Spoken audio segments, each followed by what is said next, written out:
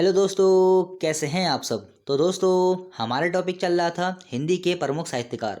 तो हिंदी के प्रमुख साहित्यकार जो आपके सिलेबस में दिए हुए हैं या जो कवि हैं जो साहित्यकार हैं आपके सिलेबस में दिए हुए हैं, उनको दो भागों में विभाजित किया गया है, एक गद्य खंड और एक पद्य खंड। तो गद्य खंड की मैं अभी तक आपको 5 वीडियो दे चुका हूँ जिसमें हम लोग 10 साहित्यकारों का अध्ययन कर चुके हैं। एक हमारे और बचे थे गद्य खंड में मुंशी प्रेमचंद, जिनका आज हम अध्ययन करेंगे और इसी के साथ ही गद्य खंड आपका समाप्त हो जाएगा। और आज ही से हम लोग शुरू करेंगे पद्य खंड, जिसमें सबसे पहले हम लोग अध्ययन करेंगे मीराबाई के बारे में। तो चलिए शुरुआत करते हैं मुंशी प्रेमचंद से। मुंशी प्रेमचंद, यहाँ से काफ़ी क्वेश्चन दोस्तों एग्जाम में पूछे जाते हैं, इनसे संबंधित काफ़ी क्वेश्चन एग्जाम में आए हुए हैं। जो भी यहाँ पर लिखा हुआ है सब चीज़ें एग्जाम में पूछी गई हैं। तो मुंशी प्रेमचंद अपने आप में ही बहुत बड़ा नाम है, तो यहाँ से कोई भी चीज़ आपको स्किप नहीं करनी है।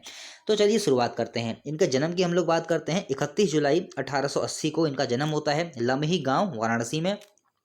उसके बाद देखिए, इनकी जो माता का नाम था आनंदी देवी, इनकी माता का नाम था। और इनके पिता का क्या नाम था? पिता का नाम था मुंशी अजय राम। देखिए ये क्वेश्चन दोस्तों बने हुए हैं, ये सब क्वेश्चन आपको याद करने हैं। इनके वास्तविक नाम की हम लोग बात करते हैं। देखिए मुंशी प्रेमचंद तो इनका नाम बाद में पड़ा, जब ये रचनाएं अपने लिखने लगे उसके बाद इनका नाम पड़ता है मुंशी प्रेमचंद। लेकिन जो इनका वास्तविक नाम कहे या बचपन का नाम कहे, देखिए एक बात और, अगर आपसे बचपन का नाम अगर पूछ ले, आप लोग इसमें कंफ्यूज मत होना, बचपन का नाम पूछ ले या मूल नाम आपसे पूछ ले या वास्तविक नाम आपसे पूछ ले, तो आपका उत्तर क्या हो जाएगा? धनपत राय श्रीवास्तव। ये क्वेश्चन दोस्तों काफी बार एग्जाम में पूछा गया है कि मुंशी प्रेमचंद का वास्तविक नाम क्या है, तो आपका उत्तर क्या हो जाएगा? धनपत राय श्रीवास्तव। वास्तविक नाम, मूल नाम या बचपन का नाम, बात एक ही है। उसके बाद देखिए, इनको नवाब राय भी कहा जाता है। अब देखिए इनको नवाब राय कहा क्यों जाता है, ये बात आप लोग जान लीजिए। एक पत्रिका थी उर्दू पत्रिका, उस पत्रिका का क्या नाम था? जमाना। तो जो जमाना उर्दू पत्रिका थी, जो इसमें ये लेखन का कार्य किया करते थे, तो उसमें नवाब राय के नाम से किया करते थे, इसलिए इनको इनका एक नाम और पड़ गया नवाब राय। तो देखिए यहाँ पर से हमको कितने नाम मिल गए हैं। फिर देखिए नवाब राय, धनपत राय श्रीवास्तव। उसके बाद देखिए इनका उपनाम भी है उपन्यास कहानी कथा सम्राट। देखिए क्वेश्चन ऐसे आ सकता है कि उपन्यास सम्राट, कथा सम्राट, कहानी सम्राट किसे कहा जाता है, तो ये सब किसे कहा जाएगा? मुंशी प्रेमचंद को। तो इतने सारे इनके नाम हैं जिनको कि आपको याद रखना है। ये क्वेश्चन दोस्तों बार बार एग्जाम में पूछे जाते हैं। फिर देखिए प्रेमचंद जी के पुत्र अमृत राय, यहाँ से क्वेश्चन बन सकता है कि अमृत राय किसके पुत्र थे? प्रेमचंद जी के। प्रेमचंद जी के पुत्र अमृत राय ने इनकी जीवनी कलम का सिपाही नाम से लिखी, तथा प्रेमचंद जी की पत्नी शिवरानी देवी ने भी इनकी जीवनी प्रेमचंद घर में नाम से लिखी है। तो दोस्तों यहाँ से क्वेश्चन बहुत महत्वपूर्ण है। सबसे पहले देखिए, जो प्रेमचंद जी हैं उनके पुत्र का क्या नाम है? अमृत राय। मुंशी प्रेमचंद जी की जीवनी किसने लिखी है? अमृत राय ने लिखी है। किस नाम से लिखी है? कलम का सिपाही नाम से लिखी है। ये क्वेश्चन आपका तैयार हो गया। उसके बाद देखिए, प्रेमचंद जी की पत्नी का क्या नाम था? तो प्रेमचंद जी की पत्नी का क्या नाम था? शिवरानी देवी। अब देखिए, जो इनकी पत्नी है शिवरानी देवी, इन्होंने भी इनकी जीवनी लिखी है। किस नाम से लिखी है? वो लिखी है प्रेमचंद घर में। तो ये क्वेश्चन दोस्तों अलग अलग तरीके से आपको याद करने हैं। कार्य क्षेत्र की हम लोग बात करते हैं। उपन्यासकार, कहानीकार, अध्यापक और पत्रकार, ये इनका कार्य क्षेत्र रहेगा। उसके बाद देखिए, इनकी रचनाओं के विषय सामाजिक और कृषक जीवन से जुड़े हैं। अभी कभी कभी ऐसे क्वेश्चन बन जाते हैं तो याद रखेंगे। और देखिए इन्होंने कुछ पत्र पत्रिकाएं होती हैं उनमें भी इन्होंने कार्य किया है, जैसे कि माधुरी, हंस, जागरण, मर्यादा, इन पत्रों का इन्होंने संपादन किया है। तो ये क्वेश्चन दोस्तों बनते रहते हैं एग्जाम में, तो आपको याद रखने हैं। जितना भी यहाँ पर लिखा हुआ है सब चीज़ें बार बार एग्जाम में पूछी गई हैं, तो आपको कुछ भी नहीं छोड़ना है। चलिए ठीक है, बढ़ते हैं आगे। उसके बाद देखिए, प्रेमचंद जी की रचना गोदान को कृषक संस्कृति का महाकाव्य कहा जाता है। ये क्वेश्चन तो सैकड़ों बार एग्जाम में दोस्तों पूछा गया है कि मुंशी प्रेमचंद जी की किस रचना को कृषक संस्कृति का महाकाव्य कहा जाता है, तो आपका उत्तर क्या हो जाएगा? गोदान को। या गोदान किसकी रचना है? गोदान है मुंशी प्रेमचंद जी की रचना है। इनके उपन्यास निर्मला पर टीवी धारावाहिक बना था। एक इनका उपन्यास है निर्मला, जिसमें एक टीवी धारावाहिक भी बना। प्रेमचंद जी की रचनाओं शतरंज के खिलाड़ी व सदगति पर सत्यजीत रे ने फिल्म बनाई थी। कभी कभी दोस्तों ऐसे क्वेश्चन आ जाते हैं, इसलिए मैंने यहाँ पर लिखे हुए हैं। प्रेमचंद साहित्य संस्थान कहाँ पर है? तो यह है गोरखपुर, उत्तर प्रदेश में। प्रेमचंद जी ने हिंदी कहानी में आदर्शनोन्मुख यथार्थवाद की एक नई परंपरा शुरू की थी। ये क्वेश्चन दोस्तों आते हैं, इनको आप लोग स्किप मत करना कि हिंदी कहानी में आदर्शनोन्मुख यथार्थवाद की एक नई परंपरा की शुरुआत किसने की थी? ये किसने की थी? मुंशी प्रेमचंद जी ने। उसके बाद देखिए जो हजारों बार जो एग्जाम में क्वेश्चन पूछे गए हुए हैं, ये 2 क्वेश्चन हजारों बार दोस्तों एग्जाम में पूछे गए हैं। केंद्र स्तर का एग्जाम हो, राज्यों के एग्जाम हो, पीसीएस हो, आईएएस हो, हर जगह ये क्वेश्चन हमको देखने को मिलते हैं कि कलम का जादूगर और कलम का सिपाही। यहाँ पर बहुत से बच्चे कंफ्यूज भी हो जाते हैं। तो देखिए कलम का सिपाही है मुंशी प्रेमचंद, या कलम का सिपाही किसे कहा जाता है तो मुंशी प्रेमचंद को, और कलम का जादूगर किसे कहा जाता है तो रामवृक्ष बेनीपुरी को।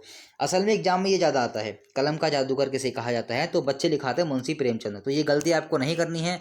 कलम का जादूगर रामवृक्ष बेनीपुरी और कलम का सिपाही मुंशी प्रेमचंद। इन पर डाक टिकट कब जारी होता है मुंशी प्रेमचंद जी पर? 1980 में। इनकी मृत्यु कब होती है? 1936 में। कहाँ पर होती है? वाराणसी में।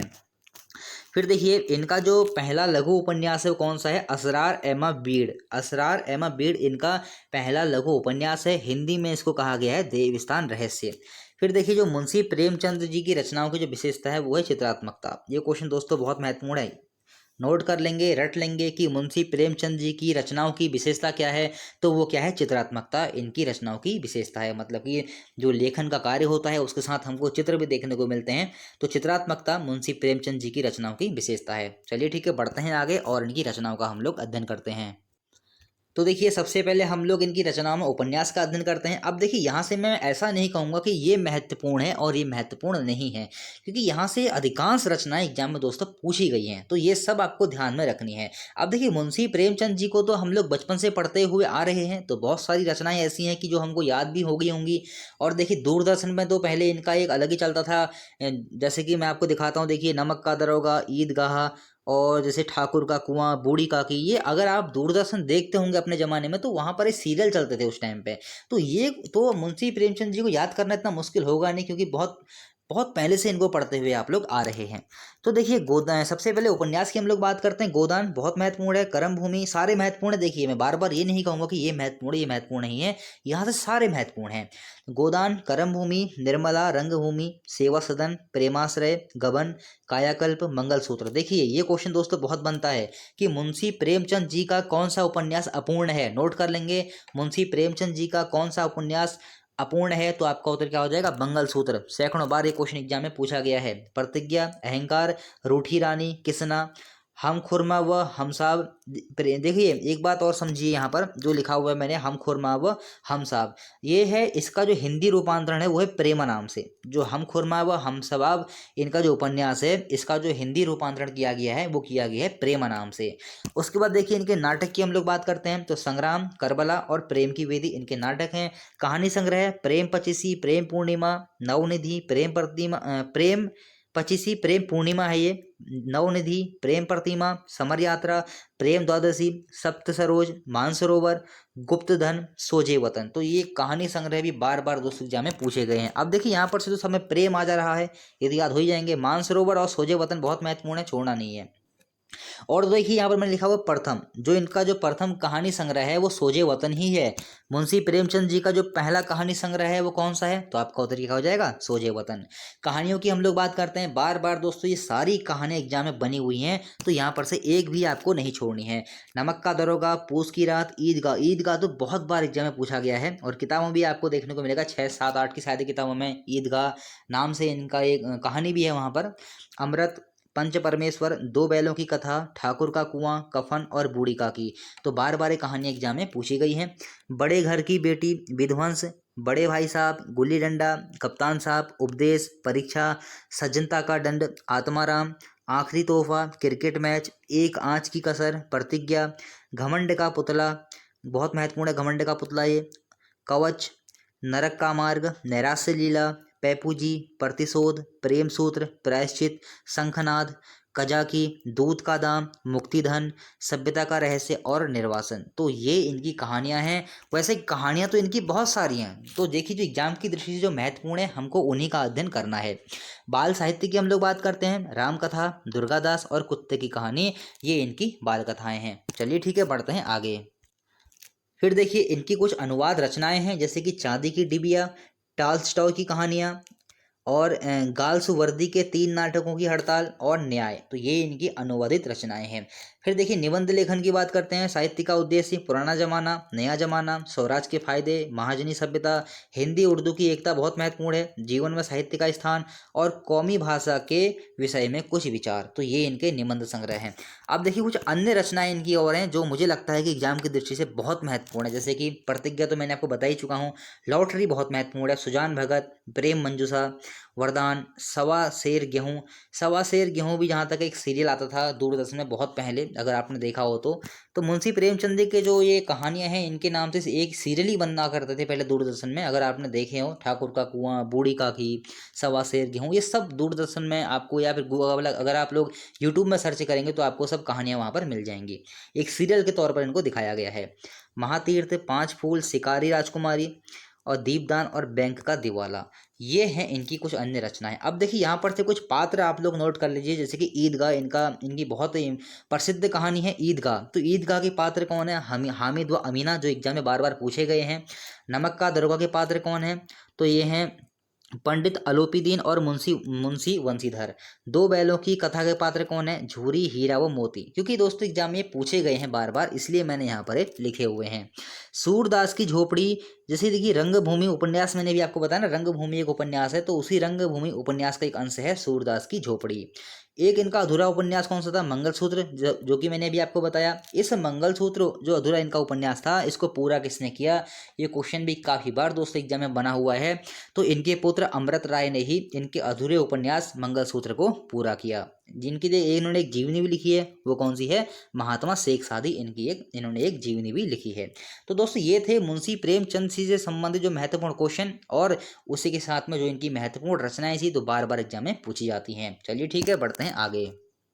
उसके बाद देखिए हम लोग अभी आज ही से पद्य खंड भी हम लोग शुरू कर रहे हैं, और पद्य खंड में सबसे पहले हम लोग अध्ययन कर लेते हैं मीराबाई का।